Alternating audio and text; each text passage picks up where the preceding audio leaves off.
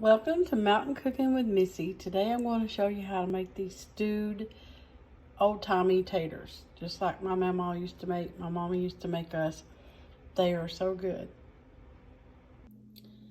So for stewed taters, you're going to need about 8 medium taters that have been peeled and cubed up. And I've got mine here in my pot.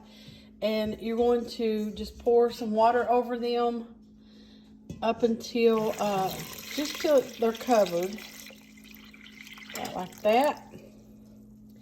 And I got the heat on about a medium high.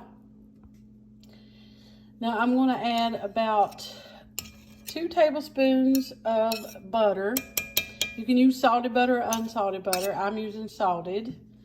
And I'm going to add some more salt, probably a couple pinches of salt. And I'm going to add some bacon fat. So I'm using bacon fat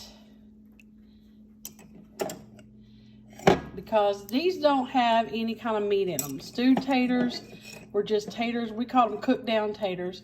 Were just taters that were cooked down. We did meat and taters all the time growing up with ham hocks or neck bones. But this is just stewed taters. Now we don't add any onions or anything like that to them. Just a little bit of bacon fat, some salt, a little bit of butter, and a little bit of black pepper.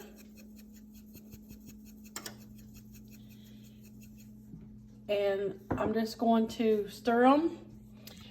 When they start to come up to a boil, I'm going to stir them to keep them from sticking. Then I'm going to reduce the heat and cover them and let them simmer until they just stew down.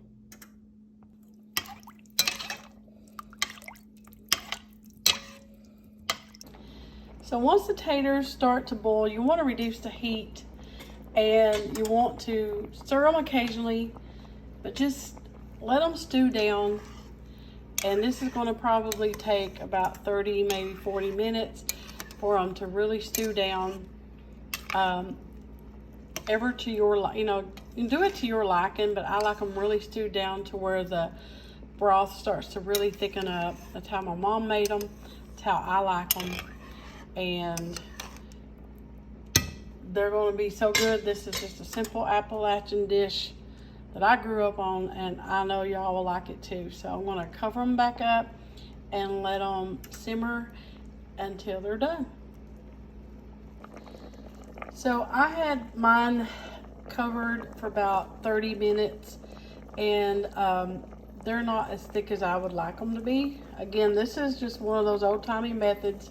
It's not no right or wrong way to do this, but I want mine a little thicker. So I'm just going to leave them uncovered and let them continue boiling like this right here for about another 15-20 minutes, because I like mine really thick. And they're going to reduce down and break down, and it's going to be so good.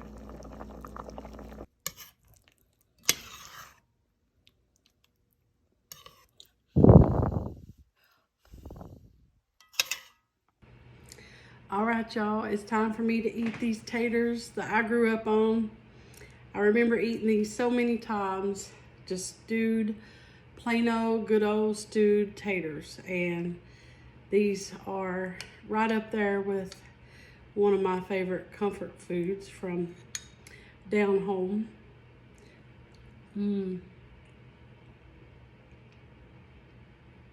They're so good. I could just, we often ate them with, they were a popular side dish, but sometimes Mommy would just fix them. She'd always say, I feel like I just want to eat some stewed taters, and we just have some stewed taters and cornbread.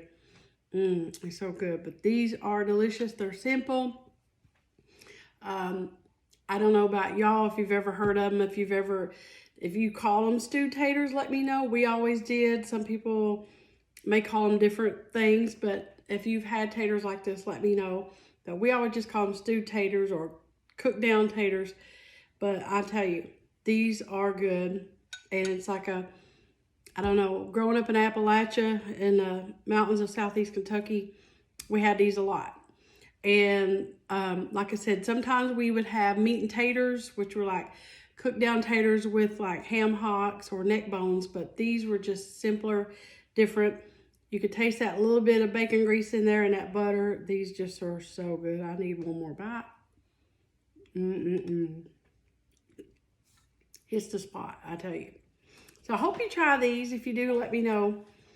Thank y'all for watching Mountain Cooking with Missy, where it's nothing fancy, just good eating. Bye, guys.